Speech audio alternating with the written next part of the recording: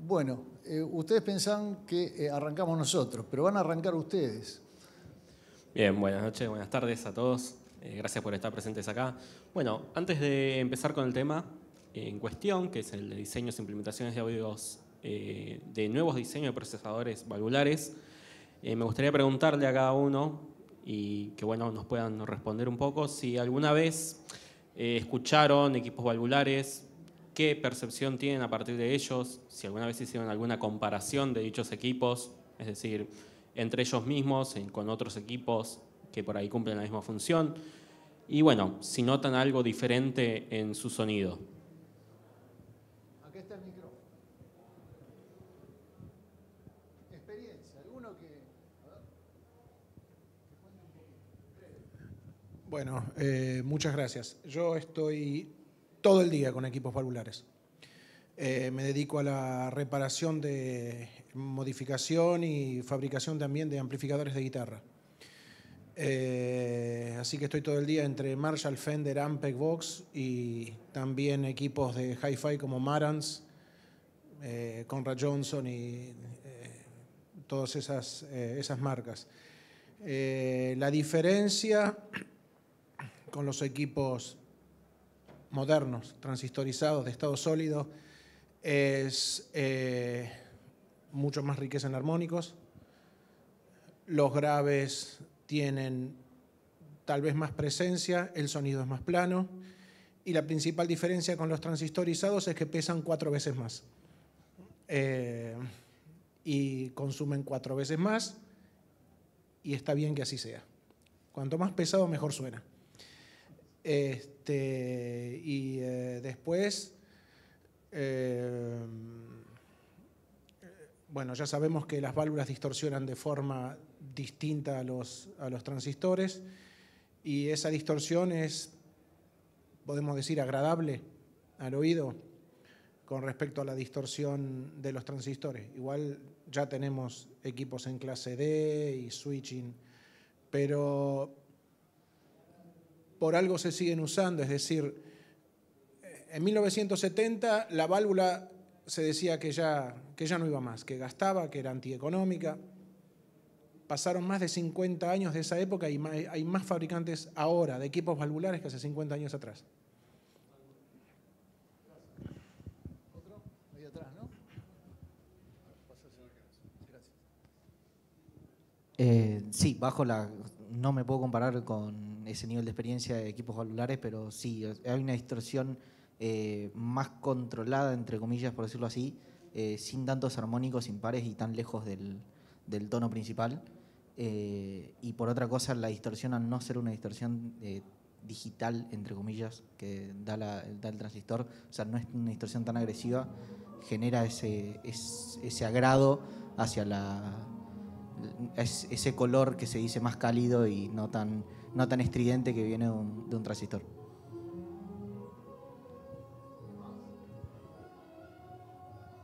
¿Alguien más desea preguntar?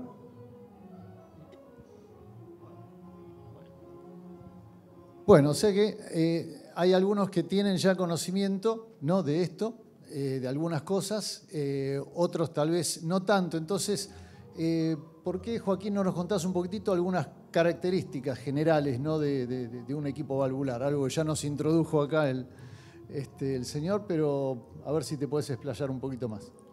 Bueno, buenas tardes, buenas noches a todos. Gracias por estar acá presentes. Como por ahí algunos sabrán, la válvula está compuesta principalmente por lo que es el filamento, que es un conductor que al calentarse emite electrones. Estos van a estar circulando por la válvula de vacío, como se muestra en la imagen. Esos electrones van a ser atraídos y absorbidos, con otras palabras, por lo que es la placa, que acá se muestra que se requieren 2 fuentes de alimentación para que la válvula pueda funcionar.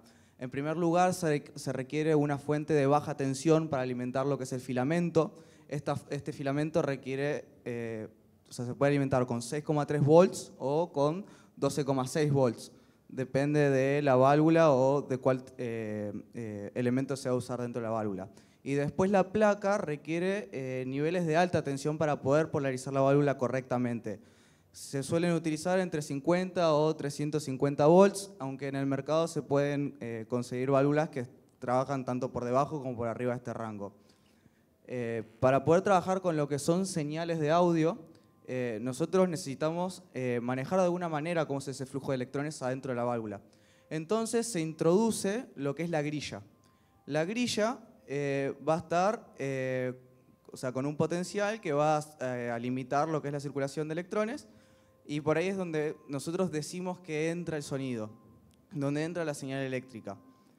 Entonces, con el filamento que va a estar calentando el cátodo es un pedazo de metal que suele estar cubierto de un material rico en electrones, conforma un método de caldeo indirecto. Ahí se emiten los electrones y con la grilla y la placa se conforma lo que es el tríodo de vacío, como se puede ver en la imagen superior derecha.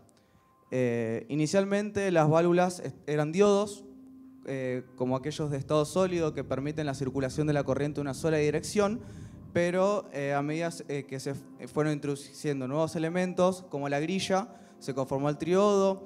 Después, esta disposición entre grilla y placa representa un efecto parásito, por decirlo de alguna manera, que es capacitivo y puede reducir el ancho de banda de trabajo de la válvula.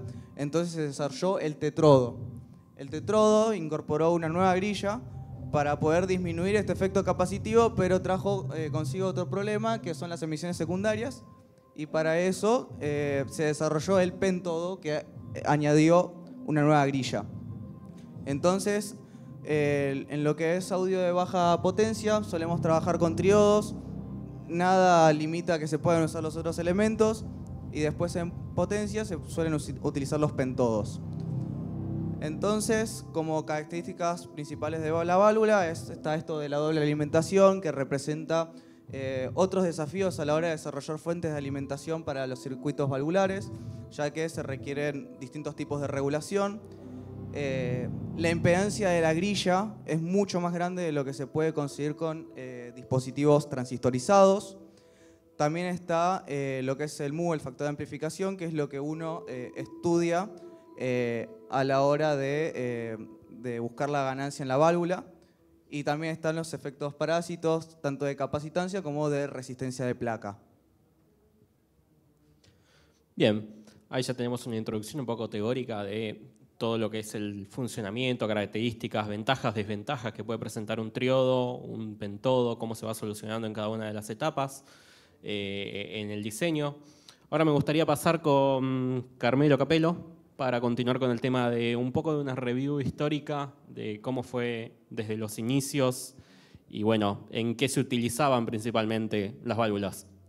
Sí, las válvulas más o menos en 1915 se empezaron a desarrollar como triodos, más que nada en el ámbito de comunicaciones, de emisiones, de radiofrecuencia. No fue hasta más o menos 10 años después que recién se pudo empezar a usar en etapas de preamplificación, en etapas de potencia, e inclusive como se ve en la imagen, en micrófonos condenser que literalmente tienen el preamplificador dentro del mismo micrófono. Y se llegó a desarrollar, por ejemplo, la cuarta foto que se ve, que es de una computadora que se manejaba con tubos de vacío, que una, por ejemplo, muy conocida puede ser la ENIAC, una de las primeras computadoras que se desarrolló en 1945 y estuvo funcionando hasta 1955, que constaba de más de 1.700 válvulas, por ejemplo, para poder realizar el trabajo computacional, que así también acarreaba un montón de problemas, como puede ser que se quemaban constantemente válvulas, parando el funcionamiento, teniendo que cambiarlas, lo cual representaba serios problemas logísticos, de gastos y energéticos también a la hora de llevar las implementaciones.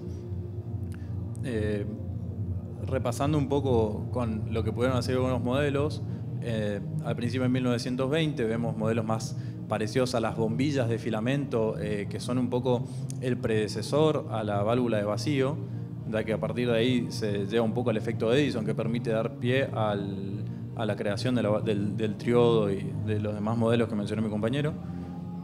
Después, más o menos a partir de 1930, 1950, ya se empezaron a hacer las válvulas de vidrio con modelos como se conocen shoulder glass o glass tall, un poco más parecido a una forma más ya moderna de las válvulas y también bastante un poco más grandes. A partir de más o menos 1950 en adelante surgen las válvulas miniaturizadas, donde aparecen modelos clásicos, icónicos del audio, como pueden ser las 12AX7, AT7, AU7, donde se consigue una preamplificación de audio de muy buena calidad. También aparecen válvulas un poco más grandes, de potencia, donde ya se podían manejar grandes niveles de corriente y de tensión, para después pasar a, por ejemplo, 1960 en adelante, donde se logran realmente tamaños muy pequeños de válvulas, las subminiaturizadas, por ejemplo el Nuvistor, o como se puede ver en la imagen una 6120, que son válvulas muy actuales, que fueron muy utilizadas en su momento para equipos portátiles, pero que no tuvieron tanto éxito porque ya los transistores estaban en boga, entonces realmente eran mucho más baratos, mucho más eficientes para equipos de baja potencia y además perdían mucho menos disipación de energía en forma de calor. Continuando, está la cuestión de entonces por qué siguen existiendo válvulas y por qué seguimos usando válvulas, ¿no? Entre esos usos actuales está el audio de alta gama, donde se usan mucho para amplificadores de guitarra, que como comentaban antes los invitados del público, que generan una distorsión que suele ser muy agradable para el oído. También se usan amplificadores de audio hi-fi, en procesadores dinámicos, como mis compañeros que diseñaron un procesador valvular, una topología muy clásica que es el Varimu. Pero además también tiene otros ámbitos donde no solamente es subjetivo, sino por ejemplo en la transmisión de radiofrecuencia, donde en alta potencia siguen siendo necesarias las válvulas porque no se pueden trabajar los miles de watts que se necesitan con transistores. Simplemente no soportan tal potencia, tanto calor, y las válvulas siguen siendo necesarias. Por eso también se usan en medios como por ejemplo como radares o comunicación militar, o inclusive en hornos microondas y calentamiento y soldadura de nivel industrial, donde se calienta con válvulas para poder realizar los trabajos. Después por ahí una aplicación un poco menos típica, pero que también está muy presente en la actualidad, que es la radioterapia en la medicina, para generar rayos X, para hacer tratamientos de cáncer y ese tipo de cuestiones. Siguen estando muy vivas las válvulas porque la realidad es que los transistores no soportan tampoco la radiación que se maneja en ese tipo de equipos, ¿no? Bueno, volviendo un poco al tema de audio, algunos ya hablaron del tema de los armónicos, ¿no? Algunos tal vez ya saben, otros tal vez no. ¿Por qué, Federico, no nos contás un poco a ver de qué se trata esto de los armónicos? Bueno, como comentaron algunos al principio, la generación armónica es principalmente la aparición de componentes múltiplos en frecuencia de la fundamental. Esta aparición se debe principalmente a la linealidad de los componentes. Tanto en las válvulas como en los transistores se genera este efecto debido a que son en ambos casos componentes alineales. Perdón, Federico, aclaremos, yo por las dudas, para incluso ir más abajo, ¿no?, de lo que estás yendo. Cuando hablamos de una fundamental, estamos hablando de que todo sonido se compone por una señal fundamental y unos armónicos, que se les dice que el sonido que fundamental es el que da la nota, ¿no?, la nota musical en que está sonando, y después todo lo que está por encima, las frecuencias armónicas, es lo que le da el timbre a ese sonido. O sea, es lo que hace que un saxo suene a saxo, que una guitarra suene a guitarra, un piano suene a piano. Entonces, decimos que todo sonido está compuesto por varias frecuencias en realidad. O sea, de hecho, mi voz en este momento, ustedes no escuchan una sola frecuencia, sino que son varias frecuencias que están sonando a la vez, ¿no? Es la nota fundamental, ¿no?, que sería la tonalidad en donde está sonando mi voz, y todas las frecuencias armónicas que hace que, bueno, ustedes le den la sensación que es una voz humana lo que está sonando. Lo que decimos es que estos componentes valvulares, transistorizados, etcétera, tienen cierta generación armónica, en donde esa generación armónica es una generación que no es propia del sonido, sino que aparece por alinealidades del componente, y esos sonidos, esos armónicos se dividen en armónicos pares e impares. Y ya no te quiero sacar más.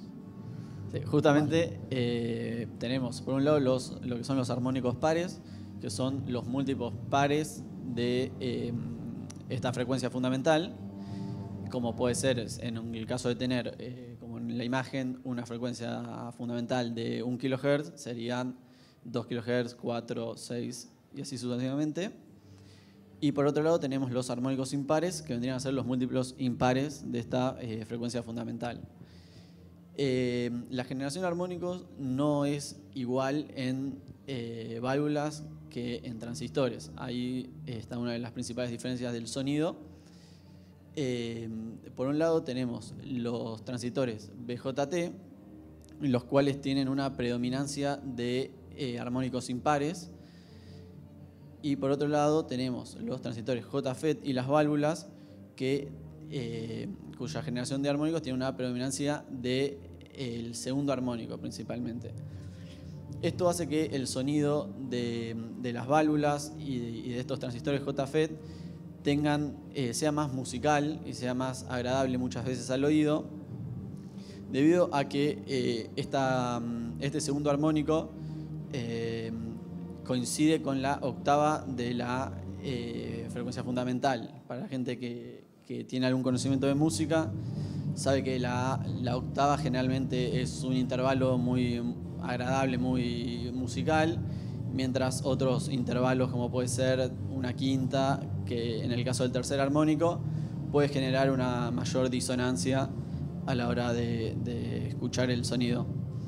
Entonces ese es desde el punto de vista psicoacústico y de cómo percibe el ser humano el sonido, la diferencia entre la generación de armónicos de estos dos componentes.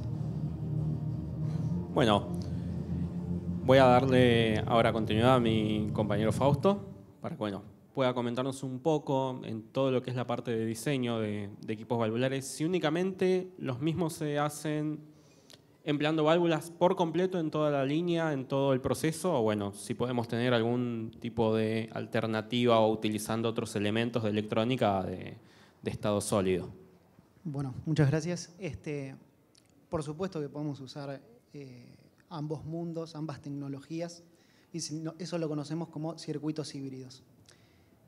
Nosotros entendemos por circuito híbrido a un equipo que procesa una señal tanto utilizando componentes valvulares como componentes de estado sólido, ya sea transistores, BJT o JFET, diodos que pueden ser de silicio o de germanio, o también tenemos lo que ya son integrados operacionales, que también están compuestos por transistores, ¿no?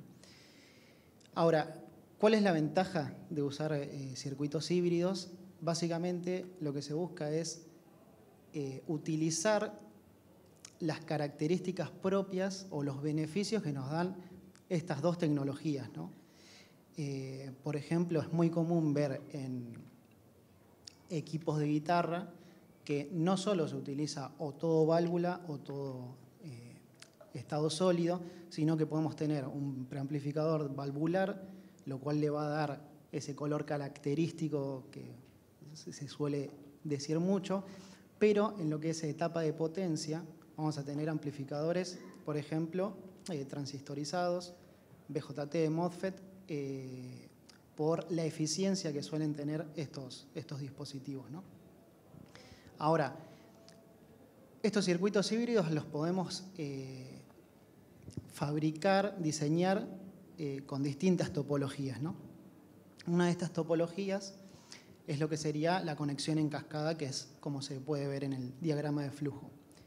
Básicamente esta topología lo que hace es procesar una señal con dos etapas, pero que están conectadas de forma sucesiva. Entonces, lo que hace es, en las etapas sucesivas van a procesar la señal, pero toman la señal que ya fue procesada por la etapa anterior, ¿no? Entonces, el orden de si usamos primero valvular o primero transistorizado, en principio es indistinto, podríamos usar en cualquier orden, pero a la hora de diseñar vamos a tener que tener en cuenta ciertos factores para poder obtener un audio correcto, en principio. Después, obviamente, por cuestiones de diseño podemos ir jugando un poco en qué cosas variamos. Una de ellas es la impedancia. Nosotros, al conectar etapas así en cascada, o en serie también se lo conoce, vamos a estar cargando la etapa anterior. Es decir, si nosotros, por ejemplo, salimos con una etapa valvular y le conectamos un BJT, ese BJT va a tener una impedancia de entrada que va a cargar y le va a pedir mucha corriente de la etapa anterior. Eso lo que nos puede afectar es en la dinámica o el headroom que va a tener esa etapa anterior al BJT, ¿no? Entonces vamos a tener que tener bastante cuidado para que no se recorte la señal, ¿sí? Y nos pueda afectar el sonido final que estamos buscando.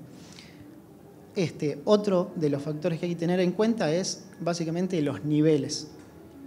La válvula, como ya dijeron, y el BJT no trabajan los mismos niveles. Entonces, vamos a tener que utilizar ya sea o distintas etapas de amplificación o manejar el headroom de cierta manera, o atenuación también, para poder controlar los niveles que ingresan a cada etapa y no se saturen, por ejemplo, una etapa también transistorizada. Y el otro factor muy importante es lo que sería el ruido. Es sabido para quien está en tema que la primera etapa va a definir el ruido de todo nuestro equipo. Entonces, nosotros deberíamos utilizar en la etapa primera un componente que sea de bajo ruido y, bueno, obviamente de características de alta impedancia para que se pueda hacer una buena transmisión de la señal. Otra de las topologías que tenemos es lo que sería la conexión por cadena lateral. Esta topología va a procesar la señal por dos etapas o más de etapas conectadas en paralelo, y a la salida del equipo lo que vamos a hacer es una suma de las señales que fueron procesadas por estas etapas. ¿Cómo se procesa esta señal? Bueno, es obviamente diferenciada, no hasta el proceso final de suma, las señales no interactúan entre sí. Entonces también vamos a tener que tener algunas consideraciones al momento de diseñar este tipo de topologías. Una de ellas va a ser la fase, que es bastante importante. Si en alguna de las dos etapas se puede producir algún tipo de inversión de polaridad o se utilizan filtros, nosotros vamos a tener que hacer algún análisis de fase para el momento de sumar estas dos señales que fueron procesadas, no se nos cancele la señal, porque si no, no vamos a tener audio, o si utilizamos filtros, van a haber algunas frecuencias que van a estar afectadas en fase por culpa del filtro, vamos a decir, que también al momento de sumar, si no coinciden con la fase de la otra etapa, lo que nos va a causar es algún tipo de cancelación en cierto rango de frecuencias. Esto igualmente lo podemos utilizar a nuestro favor por si queremos obtener algún tipo de sonoridad particular. Por ejemplo, limpiar cierto rango de frecuencias, podríamos combinar filtros de distinto orden, bueno, justamente para generar este tipo de efectos. Y otro de los factores importantes es el equilibrio de niveles. Las dos etapas van a tener que salir con el mismo nivel. Si nosotros tenemos una etapa que sale con mucho más nivel que otra, lo que se puede generar es un enmascaramiento de alguna de las dos etapas. Y por último tenemos otra de las topologías posibles, que es por cadena independiente. En este caso también la señal se procesa por caminos diferenciados y se le realizan procesos distintos, pero al final del equipo estas dos señales que fueron procesadas no se suman, sino que hay un switch que permite elegir por qué canal queremos salir o qué tipo de audio queremos escuchar. Entonces, las consideraciones en este tipo de topologías son un poco parecidas a la topología anterior. Una de ellas es el nivel, como ya comentamos, tiene que ser igual el nivel de salida de cada una de las etapas. Y también lo que se suele buscar es que la ganancia de cada una de las etapas sea la misma. ¿Sí? Si una etapa tiene mayor ganancia que la otra, el usuario que va a usar el equipo, posiblemente le facilitemos cómo lo va a usar si todas las etapas manejan la misma ganancia. Y también, por una cuestión de transferencia, cada una de estas etapas va a tener que tener la misma impedancia de salida. Eso también es importante, porque si nosotros de etapa a etapa cambiamos la impedancia de salida, la transmisión al siguiente equipo que se le pueda llegar a conectar no va a ser la mejor. Bueno, Ese si querés lo dejamos para el final. ¿sí? ¿Ibas a decir algo? No. No. Estamos. Bueno, ya estuvimos hablando de, bueno, ya varias cosas, ¿no? Vimos básicamente lo que era una válvula, diferentes topologías, hablamos de los armónicos, hicimos un poquito de historia.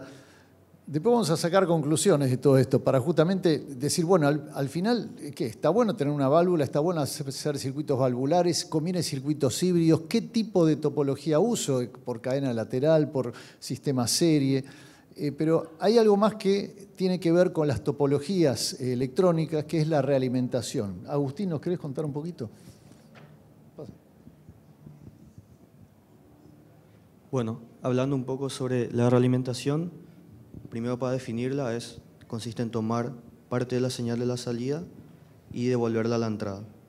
Y hay dos tipos de realimentación, la positiva, que consiste en agarrar la señal de la salida y sumarla a la señal de la entrada, lo que hace que se refuerce el nivel. Y la negativa, como se observa en el diagrama de bloques, que es restar la salida con la entrada, consiguiendo con la negativa así un sistema estable y lineal. En el caso de la positiva, al sumar, generalmente se refuerza la señal, lo que puede causar que no se controle la señal, que no sea estable y que incluso tienda a infinito.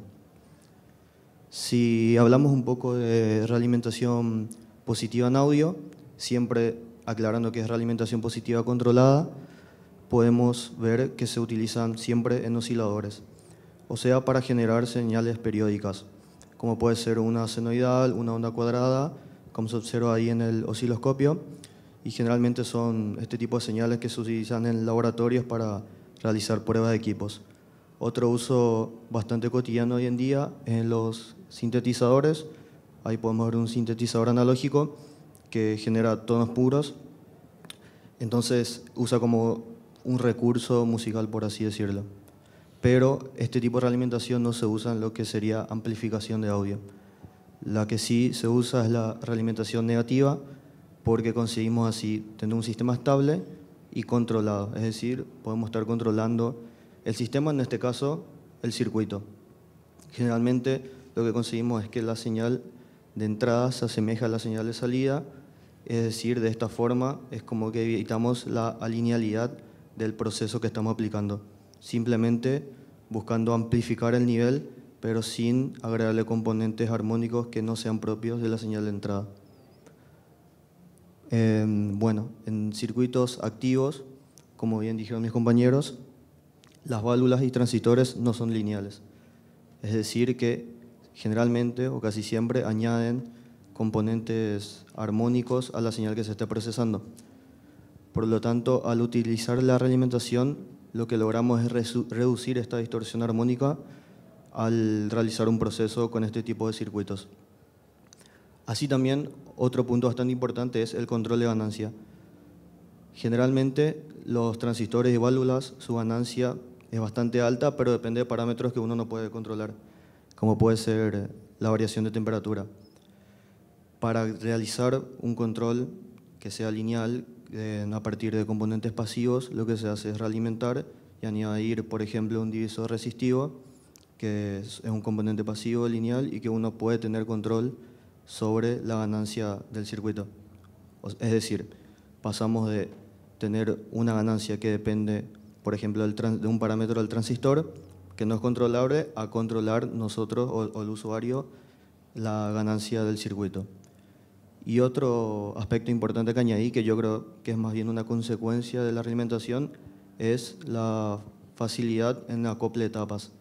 ¿Por qué? Porque en los circuitos realimentados generalmente contamos con una impedancia de entrada bastante alta y una impedancia de salida bastante baja, lo cual a la hora de transferencia de tensión generalmente es algo que se busca. Pero bueno, hablando un poco de los circuitos valvulares en realimentación. Sí, no, o sea, vamos en la pelea de, bueno, queremos linealizar el sistema, controlar lo que son los armónicos, distorsión, que por ahí no es agradable que se sume a la señal, pero depende la cuestión y el fin que se esté buscando. Puede ser que sí sea necesario, para eso, bueno, le voy a consultar un poco a Joaquín y a Carmelo y a Agustín, cómo continúa el tema de los armónicos en lo que son los equipos valvulares, por ejemplo, para guitarra. Igual yo sigo. Sí. Bueno, sigo yo. Bueno, siguiendo un poco con la parte de realimentación, hablamos de que si bien lo que hace la realimentación es quitar, por así decir, esos armónicos que se añaden en el proceso, entonces uno pensará, ¿para qué utilizamos las válvulas en este caso? O sea, ¿por qué realimentaríamos un circuito valvular? Y la verdad que tiene bastante sentido plantearse eso, porque generalmente lo que se busca con las válvulas es ganar ese color, por así decir. Entonces, si bien es una búsqueda con las válvulas ganar ese color, ese contenido armónico, muchas veces puede pasar que nos pasamos de rosca. Es decir, que hay tanta distorsión o un exceso de distorsión que directamente ya no se entiende la señal que fue procesada. Entonces, para controlar un poco la distorsión que se está agregando al circuito realimentado, se hace una rama de realimentación con un potenciómetro o un control de esa realimentación. Si le damos mucha realimentación, tendremos un sonido limpio, y si le quitamos la realimentación, un sonido con mayor distorsión. Es decir, que será como un control del nivel de la coloración de la señal. Entonces, a modo de conclusión, en caso de circuitos realimentados, podemos decir que las válvulas en el caso de las válvulas funciona como una herramienta para dar color a la señal, y no tanto en los transistores que se busca para corregir ese contenido armónico que se agrega. Bueno, esta es una de las técnicas, ¿no?, que algunos usan, en donde a través de un circuito que se le llamamos a circuito abierto, no valvular, por ejemplo, se le aplica esta tecnología de realimentación, en donde uno puede controlar la cantidad de coloración que dé esta válvula, ¿no? Bueno, esta es otra de las formas que existen a nivel topología. Bueno, continuamos con lo que son otra aplicación que puede realizarse a partir de válvulas, que son los VCA, los amplificadores controlados por voltaje, ¿sí?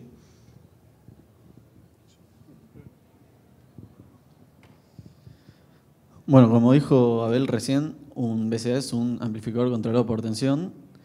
Esto significa que la ganancia de este circuito va a estar, va a variar en función de una tensión de control o de referencia. Este tipo de circuitos son utilizados comúnmente en lo que es compresor de audio, que en el caso de las válvulas, como nombramos anteriormente, está el compresor Varimu, que es justamente un circuito valvular utilizado como VCA. Para entender cómo funciona este circuito, primero hay que explicar lo que es el factor de amplificación de una válvula. Esta es la ganancia de tensión que la válvula tiene, es decir, cuánto puede llegar a amplificar esta. El valor de este factor de amplificación no es un valor fijo, sino que sigue una curva en base a la polarización que se le dé a esta válvula. Entonces, dependiendo de la tensión que uno tenga en la grilla, va a recorrer distintas secciones de esta misma curva, obteniendo una amplificación distinta de dicha válvula. En los compresores Varimu lo que se hace es jugar con esta amplificación que tiene la válvula, reinyectándole la señal que uno obtiene a la salida en la entrada, ya rectificada mediante un diodo, ya sea valvular o un diodo de silicio o el que se utilice. Esta señal que se le reinyecta a la entrada va a modificar la polarización que tenga la válvula que realiza la compresión, colocándose en distintas secciones de la curva, variando justamente cuánto va a amplificar. Por lo tanto, si la señal que se le reinyecta es mayor, la polarización generará una disminución en la amplificación de la válvula, comprimiendo la señal que uno obtiene a la salida. Bueno, esa es otra aplicación de las válvulas, ¿no? Ahí ya vamos a una válvula como un compresor de audio, en donde ahí uno cumple dos funciones. Uno tiene un compresor en donde tiene un control automático de volumen, que bueno, ya sabrán seguramente para qué se usa el compresor, pero también tengo la generación armónica ahí, en donde yo también puedo escuchar, digamos, una coloración aparte de esa compresión suave que genera. Pero hablando de la generación armónica, ustedes, Carmelo y Joaquín, ustedes hicieron un distorsionador valvular. ¿Por qué no cuentan un poquitito cómo hacen la generación, así muy básicamente o electrónicamente, cómo se genera esa? Sí, generalmente querés... Como vos quieras. Antes de comentar cómo es que nosotros trabajamos en los preamplificadores de guitarra con la distorsión, estaría bueno mencionar y explicar las distintas formas que nosotros tenemos de distorsionar la señal. En primer lugar, está la forma de llevar a la señal a saturación. Entre ellas encontramos lo que es soft y hard clipping, que es qué tan abrupto llega la señal a la saturación. Acá lo que va a cambiar es cómo se distribuye la energía en los armónicos, en donde encontramos que en aquellos dispositivos que realizan hard clipping, distribuyen su energía más en altas frecuencias o poseen más energía en altas frecuencias. Podemos encontrar que este tipo de saturación predomina en lo que son los dispositivos de estado sólido. No quiere decir que en las válvulas no estén o que en los dispositivos de estado sólidos no haya soft clipping. Hay forma de llevar dichos dispositivos a ese tipo de saturación. Por otro lado, el soft clip, bueno, está más presente en lo que son los dispositivos valvulares. También está la forma el recorte. Si lo hacemos simétrico o asimétrico, lo que va a cambiar es que cuanto más asimétrico sea, más armónicos pares vamos a tener a la salida. Entonces, eso es lo que ayuda a realizar una distorsión más agradable al oído, mientras que la distorsión simétrica, el recorte asimétrico de la señal, hace que aparezcan más contenido en armónicos impares.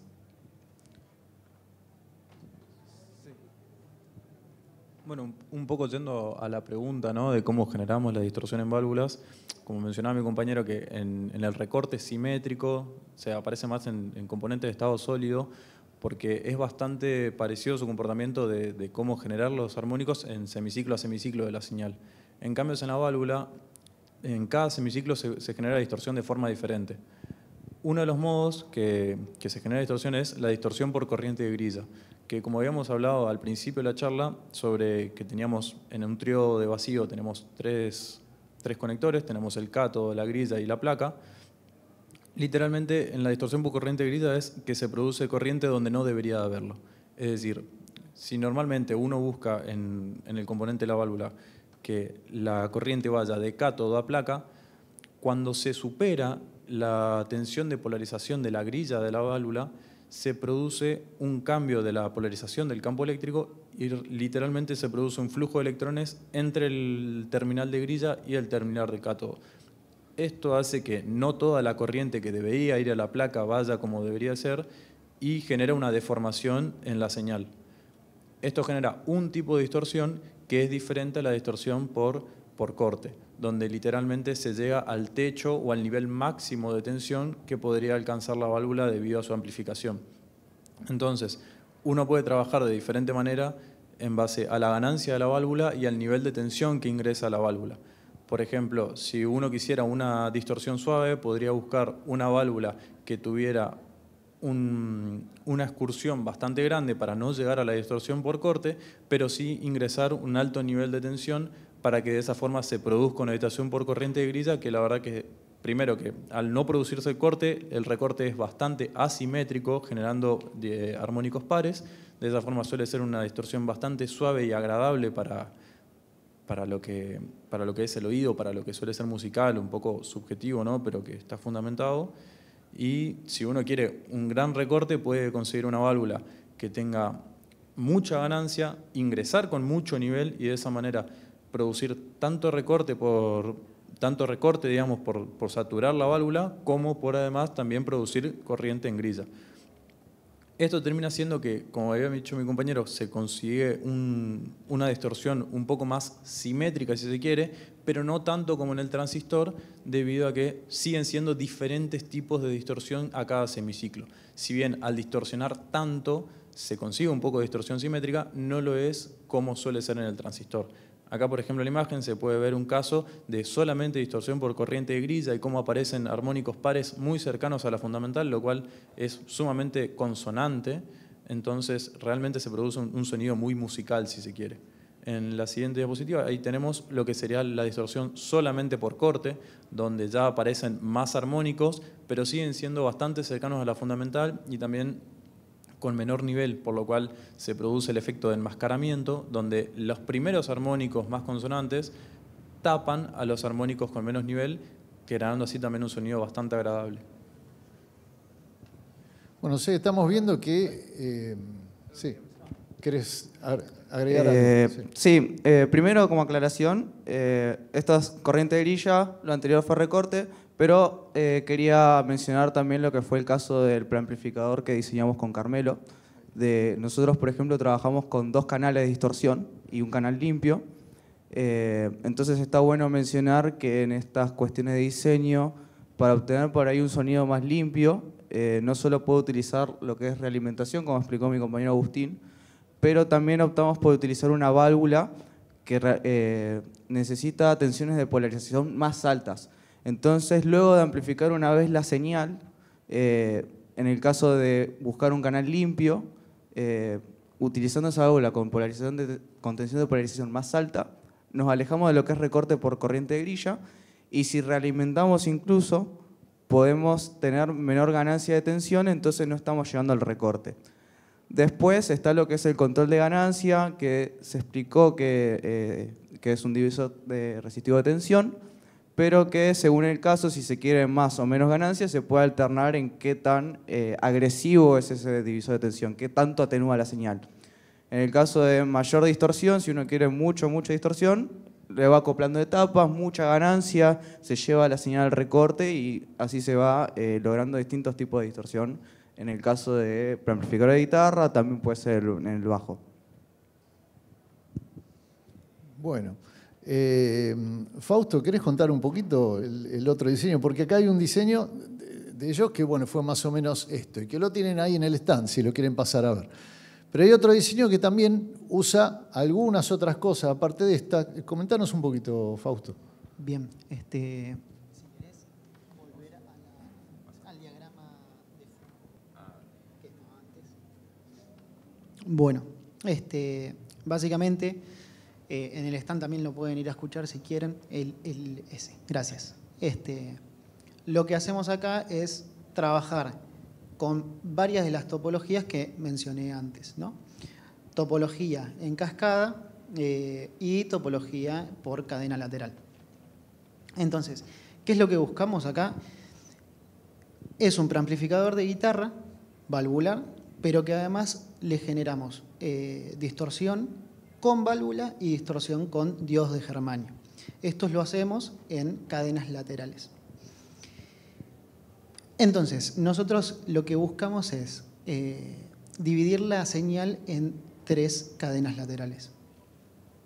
En principio, ¿por qué hacemos esto?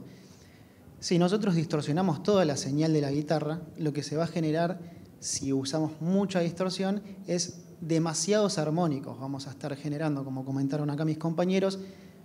Podemos agarrar 100 Hz y los vamos multiplicando. Eso es una cantidad de armónico que va a ensuciar mucho el sonido. Eso es lo que solemos escuchar también cuando distorsionamos demasiado la señal y ya tenemos una guitarra, por ejemplo, que suena bastante podrida, vamos a decirlo, ¿no? Entonces, ¿qué hacemos para solucionar esto? Filtramos lo que es la zona de baja frecuencia o los graves de la guitarra después de la preamplificación valvular y lo filtramos y le volvemos a, como es un filtro pasivo, perdón, le volvemos a dar una amplificación, pero a través de un preamplificador, pero por transistores. Y esto lo mandamos directamente a la salida. Perdón, para que, sí. ¿Qué tipo de transistores? Transistores JFET. Esto lo hacemos porque es importante la aclaración de utilizar JFET, es básicamente por la impedancia de entrada que tiene el JFET. Y también por un poco la alinealidad. Si bien no estamos buscando que distorsione el JFET, va a presentar alinealidades que también van a tener su propio color y le van a dar algo interesante al sonido de la guitarra. Y te hago otra pregunta. ¿Y qué semejanza hay o qué diferencia hay entre un JFET y una válvula? ¿Y por qué no un BJT? Bueno. Perdón. Existen, digamos, aparte de las válvulas, dispositivos que se llaman JFET, otro que es el BJT, que es el transistor de silicio común que se encuentra por ahí, pero son todos dispositivos discretos, ¿no? Ahora, justamente, ¿qué diferencia? ¿Por qué JFET y no un BJT? Bueno, primero es por la distorsión o la forma en que distorsionan la señal. El JFET fue diseñado, si se quiere decir, para específicamente tratar de reemplazar la válvula. Entonces, si bien podría llegar a decirse que tiene características similares a la válvula, no es tan así si hacemos una comparación AB. Por supuesto, se pueden llegar a polarizar o a hacer un diseño con JFET que bajo ciertas condiciones podamos conseguir un sonido bastante cercano, similar a la válvula.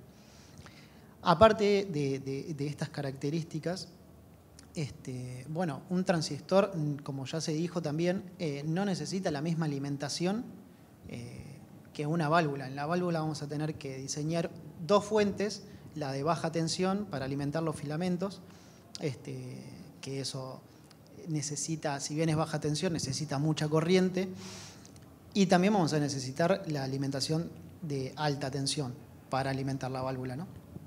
Pero en el transistor, ¿por qué lo podríamos elegir? Bueno, también por el tamaño de la fuente, que podemos llevarlo a un tamaño bastante reducido, y que es una alimentación que podría llegar a 24 volt, 30 volt, siempre hablando de topologías clase A de preamplificadores. Y otra de las características que es similar en los JFET con las válvulas es la impedancia de entrada. La impedancia de entrada de la válvula, en principio se podría decir que es infinita. ¿Qué quiere decir esto? Que si nosotros tenemos un generador de señales que lo conectamos a una válvula, la transferencia de señal debería ser máxima. Esto también va a ocurrir en los transistores JFET, donde tienen una impedancia de entrada en teoría infinita y la transferencia de señal también va a ser máxima. ¿Por qué no BJT? Porque no tienen esta característica, además de las otras cosas que fuimos mencionando. Los BJT suelen tener una impedancia de entrada bastante más baja. ¿Y cuál es el problema? Si queremos conectar una válvula con un JFET, la relación entre estas impedancias, entre la impedancia de salida de la válvula y la impedancia de entrada del BJT.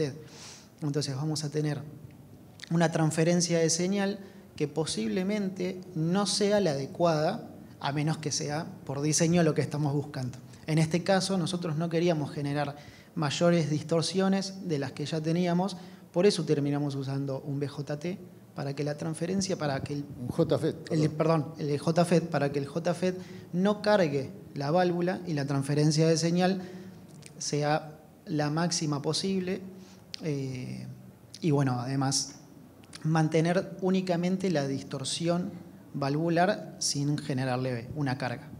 Y te hago otra pregunta. Una válvula, si yo no le genero ni distorsión por corriente de grilla, ni distorsión por corte, ¿genera armónicos? Sí.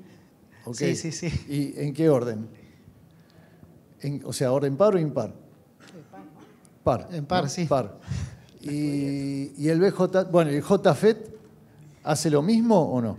El JFET también, sí, Claro, va a tener. bueno, ahí tenemos, digamos, justamente una gran similitud, ¿no?, entre el JFET y la válvula. O sea, ¿qué estoy diciendo? Que si de repente yo no obligo a la válvula que recorte y la uso así, sin recortar lo más puro posible, igualmente me genera armónicos.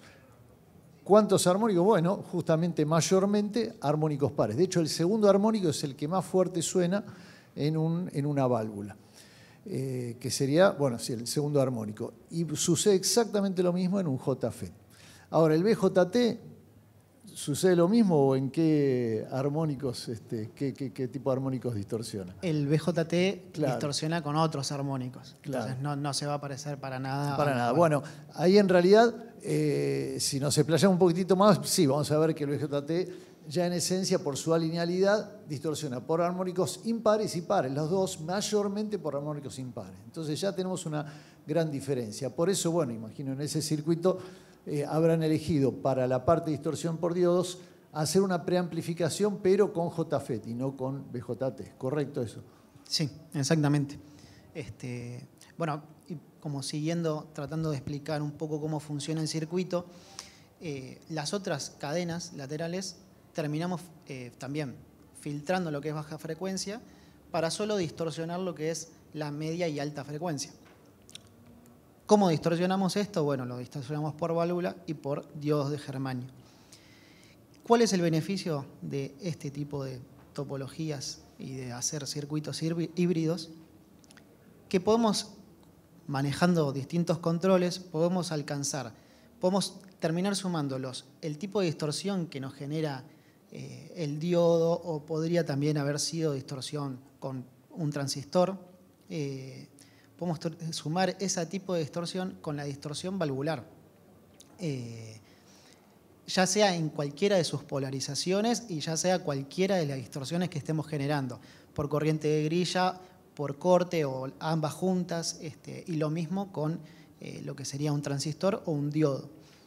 Y también podríamos, manejando los controles, podríamos alcanzar generar distorsión en lo que es la válvula, pero no generar distorsión en lo que es el transistor, o en este caso también los diodos. ¿Qué es lo que sucede ahí? Bueno, vamos a poder combinar, como si se quiere, un drive o un overdrive, donde no es tan agresiva la distorsión, y poder pasar tanto de distorsión o un sonido mucho más limpio, más transparente, por estar procesado por lo que sería, ya sea, bueno, etapas de estado sólido, ¿no? Ya sea operacionales, transistores o en este caso diodos, cuando no están actuando, cuando no están generando una distorsión. Claro, acá veo que la ventaja es que o sea, un sistema de distorsión valvular combinado en cadena lateral con otro sistema de distorsión, sea por diodos o lo que sea, uno puede, digamos, lograr una diferente cantidad de generación armónica, ¿no? Bueno, para que sepan, los Aural Exciter, ¿no?, que de hecho hay un Aural Exciter, no están acá los que lo hicieron, pero lo han hecho y lo están exhibiendo en el stand, utilizan justamente diferentes métodos de generación armónica, en donde a veces uno alterna a través de cadenas laterales, va alternando mezcla con uno y con otro, y de esa manera va cambiando el contenido armónico de la señal que se genera, la señal resultante. Entonces, de esa manera uno logra timbres bastante diferentes. Este es un método bastante usado también para lo que es la generación armónica. Y te queda la última, esa de ahí abajo, ¿no?, la de los graves, eso. Bueno, eso es parte de ecualización, ¿no? Claro, ¿qué hacemos? Cuando filtramos los graves, obviamente hay que devolverle, al utilizar filtros pasivos, hay que devolverle un poco todo lo que es, todo lo que se le fue atenuando con una etapa de preamplificación. Y aparte, en la última etapa también usamos otro tipo de ecualización, que también es un preamplificador a transistor JFET, pero que no amplifica por igual todas las frecuencias. Básicamente eso es un ecualizador. Eso lo hacemos, bueno, haciendo variar una resistencia que controla cuándo o cuánto amplifica ese preamplificador, y con un filtro también podemos controlar para qué frecuencias se produce esta amplificación. Entonces con eso tenemos un control de graves y un control de alta frecuencia para poder regular el sonido que queremos, y como los armónicos se van generando y empiezan a aparecer en alta frecuencia, podemos ajustar cuánto de esos armónicos generados va a aparecer en el sonido final que estemos queriendo lograr.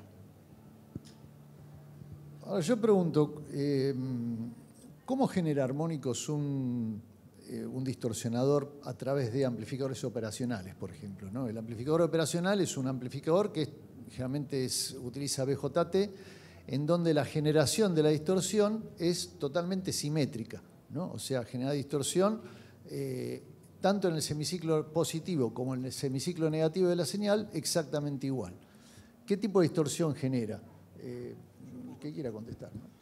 ¿Cuál es la diferencia, digamos, con este tipo de distorsión que estamos hablando a través de generadores valvulares o por diodos de germanio? En general, en los amplificadores operacionales, si nosotros buscamos lograr una distorsión por corte, lo primero que vamos a lograr es una distorsión simétrica, y como se mencionó previamente, eso va a tender a entregar mayor cantidad de armónicos impares.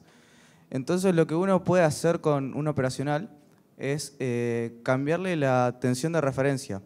Entonces puede agregar un control de bias o de polarización en el cual va a estar moviendo la tensión media que va a observar el operacional. Entonces con eso puede lograr una distorsión más asimétrica y poder lograr más distribución de armónicos pares.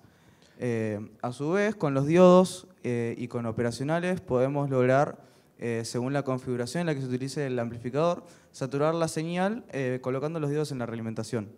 Entonces, como el diodo suele tener una caída de tensión que es baja, suele estar entre los 0,7 volts para los diodos de silicio o 0,3 volts en los casos de los diodos de germanio, según la configuración que se utilice el operacional, se puede lograr hard y soft clipping, y con eso es un circuito que se suele utilizar en los pedales de guitarra, por ejemplo en el Tube Screamer, que se suele utilizar con los diodos en la realimentación. Esas son formas de lograr distorsiones con estado sólido, operacionales y diodos, que está por otro lado de lo que venimos mostrando a lo largo de la presentación y de lo que mencionaba mi compañero. Ahí en lo que es el tema de operacionales, ¿cómo es que vos podés hacer la polarización? Porque no podrías o podrías hacerlo también en una válvula, en cambiar el control de vías. Claro, sí, se puede poner un control de vías en lo que son las resistencias que van colocadas en lo que es, o sea, en el triodo, por ejemplo, puede ser en el cátodo. Al variar la polarización voy a estar variando lo que es el BGK, por así decirlo, por ponerle un nombre. Entonces eso me va a cambiar la distorsión que va a entregar la válvula, porque yo voy a estar cambiando su zona de trabajo. Entonces la voy a estar alejando de lo que es la alimentación, o voy a estar cambiando el BGK, o sea, la tensión de entrada del BGK. Puedo entregarle más nivel o no a la polarización. Entonces eso también lo puedo lograr con las válvulas. En el caso del operacional está como mal dicho la polarización, o sea, cambiar la polarización al operacional. Pero sería lo mismo de cambiarle la zona de trabajo. Sí, un poco de la mano también con lo que había comentado Fede antes del mu variable, o sea, del mu de la válvula, es que uno al cambiar la tensión de alimentación, el comportamiento total de la válvula es diferente. Eso, por ejemplo, es algo que nosotros aplicamos en nuestro preamplificador, es que para la etapa de más recorte, literalmente disminuimos la tensión de alimentación de la válvula para que de esa forma llegue a la saturación más rápido, llegue al corte más rápido, y de esa forma